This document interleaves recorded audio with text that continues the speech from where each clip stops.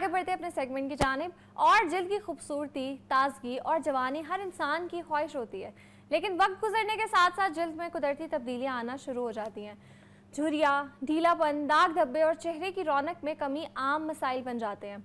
इन्हीं मसाइल के हल के लिए आजकल फेस लिफ्ट ट्रीटमेंट्स, हाइफू और दीगर जदीद एंटी एजिंग तरीके नहायत मौसर साबित हो रहे हैं। और आज हम इसी हवाले से बात करेंगे डर्मेटोलॉजिस्ट से। मेरे साथ मौजूद हैं डॉक्टर वर्दा सजाद। अस्सलाम वालेकुम, कैसी हैं आप? वालेकुम अस्सलाम, मैं अल्लाह का शुक्र बिल्कुल ठीक। आप कैसी हैं? अच्छा डॉक्टर साहिबा, सबसे पहले तो ये बताएं कि जो फेस लिफ्ट ट्रीटमेंट्स हैं, क्या नए चेंजेस आए हैं इनमें? जदीद ट्रीटमेंट्स के अंदर सर्जिकल और नॉन सर्जिकल दोनों आते हैं। सर्जिकल ट्रीटमेंट्स के अंदर जो फेस लिफ्ट सर्जरीज़ हैं वो डिफरेंट तरह की वो आ जाती हैं।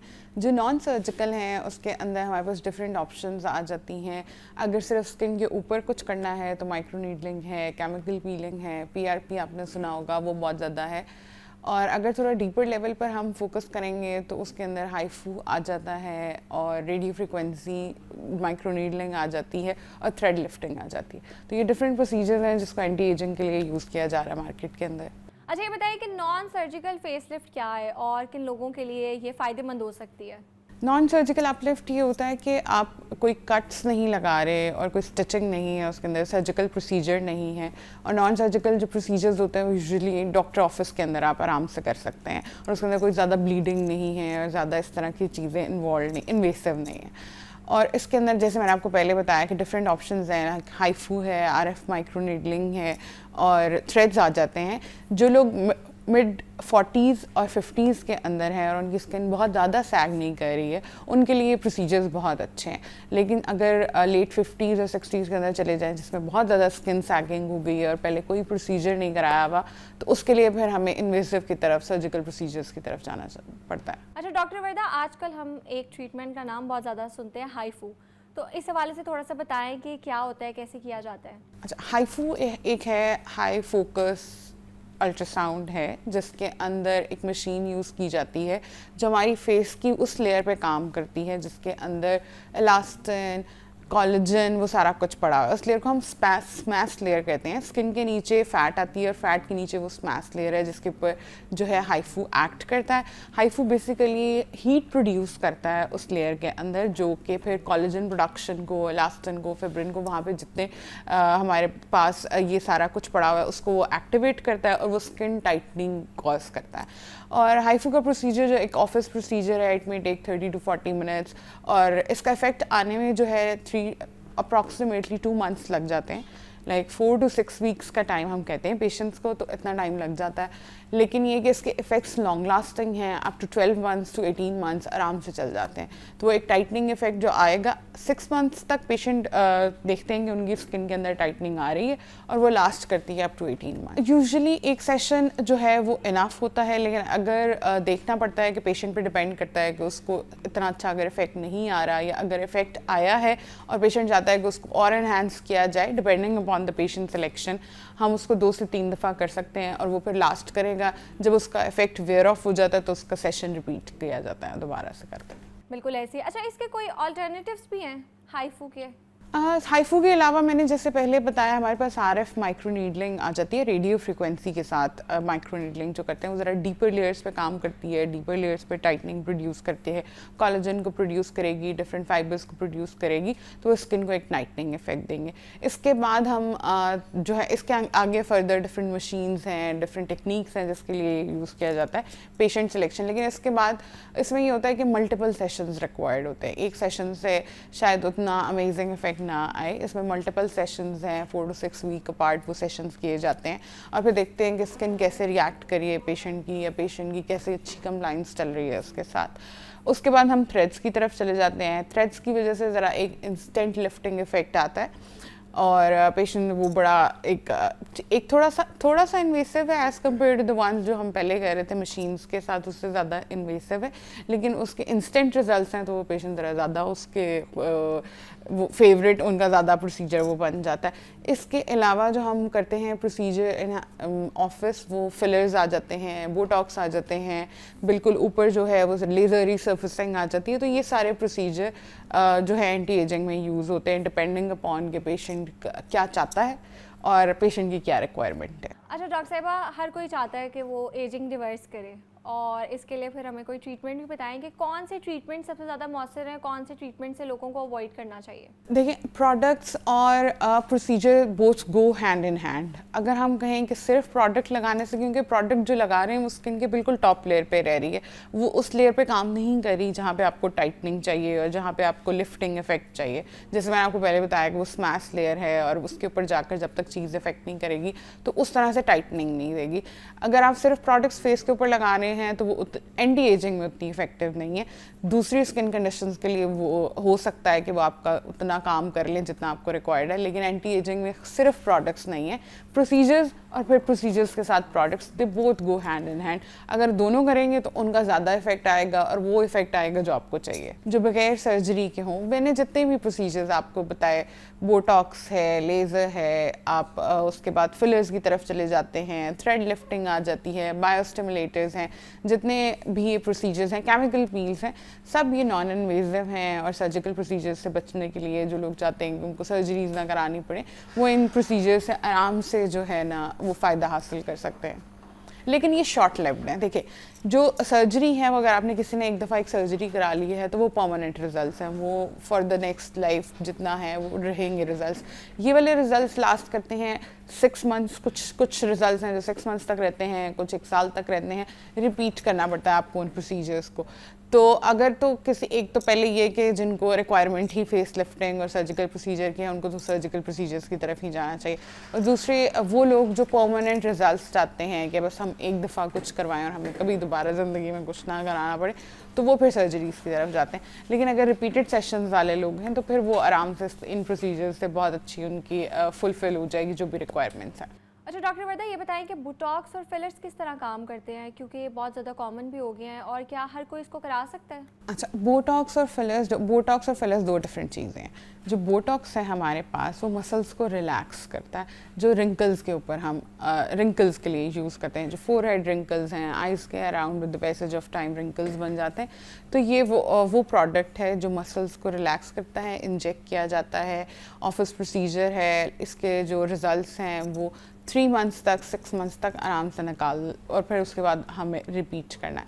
फिलर्स क्या है? फिलर्स जो है वो हाइलुरोनिक एसिड है, एक डिफरेंट कंसिस्टेंसी के अंदर। हाइलुरोनिक एसिड जो हम यूज़ कर रहे हैं नॉर्मली, फिलर्स 2 तरह के फिर बायोस्टिमुलेटर्स में भी चले जाते हैं, लेकिन जो एक फिलर लिप फिलर्स और नोज फिलर्स और आई फिलर्स में यूज़ होते हैं वो हाइलुरोनिक एसिड है, डिफरेंट कंसिस्टेंसी के अंदर। तो वो फिलिंग के लिए यूज़ किया जाता है। अगर किसी के अंडर आई हॉलोनेस है, नेज़ोलेबियल फोल्ड्स बन गए हैं, या किसी को लिप्स श्रिंक हो रहे हैं with the passage of age, तो उन चीज़ों के लिए, या फिर लिफ्टिंग, माइल्ड लिफ्टिंग चाहिए चीक्स के अंदर, जॉ लाइन के लिए, चिन के लिए, तो वहाँ पे फिलिंग इफेक्ट करने के लिए फिलर्स को यूज़ किया जाता है। वो वहाँ पे स्टे करता है, वो उसके अंदर एक प्रॉपर्टी है कि वो water, it's a water loving product, तो वो वहाँ पे वाटर रिटेंशन करता है और वहाँ पे एक फिलिंग इफेक्ट देता है और वो लास्ट करता है depending upon the filler you are using 6 months. कुछ फिलर्स हैं वो 6 मंथ्स लास्ट करते हैं, कुछ फिलर्स अप टू 1 ईयर भी लास्ट करते हैं। और ये कौन से लोग करवा सकते हैं? देखिए, वो अगेन जो लोग डिपेंड करता है कि किसी जो भी पेशेंट आपके पास आ रहा है वो उसकी क्या डिमांड्स हैं। अगर कोई चाहता है कि जैसे किसी ने लिप्स करवाने हैं, चिन करानी है जो कि एंटी एजिंग में नहीं भी आते, तो वो यंग लोग भी करा सकते हैं। एवरीवन अबव 18 और 50 जो 20s में हैं वो ये प्रोसीजर्स करवा सकते हैं। लेकिन जो एंटी एजिंग लाइक चीक फिलर्स हैं, जॉ लाइन है, अंडर आइज है, वो फिर डिपेंड करता है 30s की एज में कुछ लोग करवा रहे हैं, 40s की एज में करवा रहे हैं, तो वो फिर डिपेंडिंग अपॉन कि क्या आप चाह रहे हैं प्रोसीजर से। अच्छा डॉक्टर वर्दा, सबसे पहले ये बताएं कि जो ट्रीटमेंट्स हम कराते हैं जैसे हाइफू है या बोटॉक्स हैं, फिलर्स हैं, ये सारी चीज़ें हम कराते हैं, तो इनसे पहले कौन से प्रिकॉशनरी मेजर्स हैं जो लेना बहुत ज़रूरी होते हैं? सबसे पहले तो ये ख्याल रखना है कि वो प्रोसीजर आपके लिए है या नहीं है। अगर आप जाते हैं, लेट योर डॉक्टर डिसाइड कि आपको प्रोसीजर आपके ऊपर सूट करेगा या आपकी वो रिक्वायरमेंट है भी या नहीं। समटाइम्स ऐसे होता है कि लोग आते हैं और वो कहते हैं कि जी हमने ये करवाना है, और दैट्स नॉट फॉर देम। उनको क्योंकि डॉक्टर असेस कर लेता है कि अगर ये इस तरह से कराएंगे ये उनको सूट करेगा, ये कराएंगे तो ये उनको सूट नहीं करेगा, तो इस बात का ख्याल रखना बहुत ज़रूरी है। और दूसरी बात ये है कि आपकी बड़ी रियलिस्टिक किस्म की वो होना चाहिए, एक्सपेक्टेशंस होनी चाहिए अगर हम ये कराएंगे तो हम ऐसे बन जाएंगे, बिकॉज पीपल ब्रिंग पिक्चर्स कि हम ऐसे कराएंगे तो हम ऐसे हो जाएंगे, इन्होंने ये प्रोसीजर, जैसे आजकल सोशल मीडिया में बहुत ज़्यादा आ रहा है और इंडस्ट्री के जो लोग हैं कि ये जितनी एक्ट्रेस हैं ये इसकी पिक्चर जैसे हम हो जाएंगे, तो वो रियलिस्टिक अप्रोच नहीं है। अगर आपकी बड़ी रियलिस्टिक अप्रोच होनी चाहिए कि जो भी आपका प्रोसीजर जो आपको सूट करे, जो आपके फीचर्स हैं उनके साथ जाए, वो प्रोसीजर्स करने चाहिए। जो भी आप प्रोसीजर ले रहे हैं उसके अकॉर्डिंगली इंस्ट्रक्शंस दी जाती हैं यूजुअली, जिसके अंदर अगर आप माइक्रो नीडलिंग्स वगैरह या बोटॉक्स की डिफरेंट इंस्ट्रक्शंस हैं कि आपने उसके बाद बैठना झुकना नहीं है कुछ आवर्स के, हर प्रोसीजर के डिफरेंट इंस्ट्रक्शंस हैं। अकॉर्डिंग टू प्रोसीजर पेशेंट्स को बिल्कुल ब्रीफ कर दिया जाता है कि आपने ये इंस्ट्रक्शंस फॉलो करनी है, और घर में वही आपको एक स्किन केयर रेंज बताई जाती है according to your skin type, according to the procedure done, वो आपने फॉलो करनी है। और उसके अलावा वही सन ब्लॉक आपने यूज़ करना है और एक अच्छी नाइट क्रीम यूज़ करनी है, वही आपकी जो है वो प्रोसीजर्स को सेव भी करेगी, प्रोसीजर्स को लॉन्ग लास्टिंग, यही चीज़ें आपकी लॉन्ग लास्टिंग भी बनाएंगी। अगर आप बहुत टाइम के बाद स्किन केयर स्टार्ट करेंगे या प्रोसीजर स्टार्ट करेंगे या starting in your 40s 50s, ज़्यादा इन्वेजिव प्रोसीजर की तरफ जाना पड़ेगा। If you are starting early, जब आपकी स्किन के अभी ऊपर रिंकल्स आना नहीं शुरू हुए और आप उस स्टेज पे स्टार्ट कर रहे हैं ये सारा कुछ, तो आपके रिंकल्स हम उसको डिले कर सकते हैं, एजिंग को डिले कर सकते हैं। एजिंग को सिर्फ डिले किया जा सकता है, रोका नहीं जा सकता। हम ये नहीं कह सकते कि कभी नहीं होगा अगर आप ये सब कुछ करा रहे हो, कभी ऐसा कभी भी नहीं होता। एजिंग को सिर्फ डिले किया जा सकता है, तो उसको डिले करने के लिए यही है कि आप as soon as possible in your 20s वो प्रोसीजर्स करवाना शुरू करें। वो प्रोसीजर्स जैसे लेजर्स हैं, पील्स हैं, PRPs हैं, इस तरह के मिनिमल प्रोसीजर्स लेना शुरू करें ताकि आपको फर्दर जो है बहुत ज़्यादा इन्वेसिव प्रोसीजर्स की तरफ ना जाना पड़े। ट्रीटमेंट्स कराने के बाद हम इसकी आफ्टर केयर घर पर कैसे करें? घर में आप एक अच्छी according to your skin type जो है, सबसे पहले है कि आपकी स्किन टाइप कैसे। अगर आपकी ड्राई स्किन है तो ड्राई स्किन के लिए एक डिफरेंट स्किन रूटीन है, अगर आपकी नॉर्मल कॉम्बिनेशन स्किन है उसके लिए एक डिफरेंट रूटीन है, और ऑयली के लिए एक डिफरेंट है।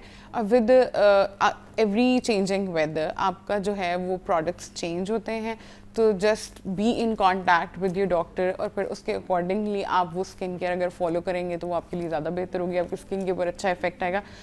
हर चीज़ आपके लिए नहीं है, जो भी आप सोशल मीडिया के ऊपर देख रहे हैं या जो भी आपको नज़र आ, वो सब आपके लिए नहीं है। जैसे ऐसे होता है कि समटाइम्स कि ये लगा रहे थे हम भी, या फिर आपके घर में कोई आ रहा है या फिर आप कहीं जा रहे हैं, आपकी किसी फ्रेंड ने कहा मैंने ये चीज़ लगाई मुझे से, वो आपके लिए हो सकता है ना हो।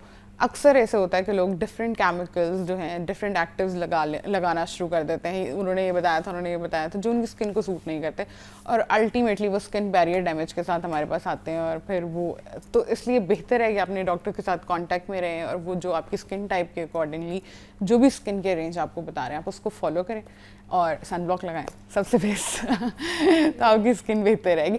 देखिए फ़ोटो डैमेज जो है वो एक बहुत बड़ी चीज़ है, जो हमारे सन एक्सपोजर की वजह से फ़ोटो एजिंग हो रही है, वो एक जो वो चीज़ है जिसको अवॉइड किया जा सकता है। अगर आप बाहर जा रहे हैं और आप सनब्लॉक यूज़ करें, आप हैट्स यूज़ करें, सन ग्लासेस यूज़ करें, तो आप उससे डेफिनेटली अपने आप को बचा सकते हैं। अगर आप जो चीज़ें घर के अंदर जो भी हमारी पिछली जनरेशन यूज़ करती हुई आ रही है उसके अंदर कुछ चीज़ें ऐसी हैं, लाइक मैंने हनी बहुत ज़्यादा उस पर हम जोर देते हैं कि हनी के अंदर बहुत अच्छी प्रॉपर्टीज़ हैं, एंटीऑक्सीडेंट प्रॉपर्टीज़ हैं, एंटीबैक्टीरियल है, हीलिंग प्रॉपर्टीज़ हैं। तो आप शहद को अपने फेस के ऊपर आराम से इस्तेमाल कर सकते हैं, दही को इस्तेमाल कर सकते हैं। जो हमारे पास जो इस तरह के जो टोटके चले आ रहे हैं वो इफ़ेक्टिव हैं, लेकिन अगर आप उनको मुसलसल, एक तो सबसे पहली बात अगर आप उनको मुसलसल इस्तेमाल कर रहे हैं तो वो आपके लिए इफ़ेक्टिव होंगे, और सेकेंडली अगर वो आपकी स्किन को सूट कर रहे हैं, आप पैच टेस्ट करें, आप उनको जो भी मास्क हम उपटन लगा रहे हैं या मास्क बेसन का मास्क हम यूज़ करते हैं वो सब इफ़ेक्टिव हैं, लेकिन डायरेक्टली पहले उसका पैच टेस्ट करें और फिर वो आप अपने स्किन के ऊपर अप्लाई करें, फिर सूटिंग यू, तो अगर आप उसको मुसलसल करेंगे तो आपके लिए डेफिनेटली हेल्पफुल होगा। एंटी एजिंग ट्रीटमेंट्स के हवाले से बात कर रहे थे कि होते क्या हैं, और आजकल हम एक नाम बहुत ज़्यादा सुनते हैं हाईफू, और बहुत ज़्यादा ट्रेंड पे भी है, इस हवाले से भी बात की है, और क्या इसके कोई अल्टरनेटिव भी हैं जो हमारी स्किन को नेचुरली टाइट कर दे, और साथ साथ फिलर्स और बोटॉक्स पे भी बात की है जो तकरीबन हर दूसरा इंसान करवाना भी चाहता है। मेरे साथ मौजूद थी डर्मेटोलॉजिस्ट डॉक्टर वर्दा सजाद, बहुत शुक्रिया आपके टाइम का। अभी हम वक्त हुआ एक ब्रेक का, ब्रेक के बाद दोबारा मिलते हैं।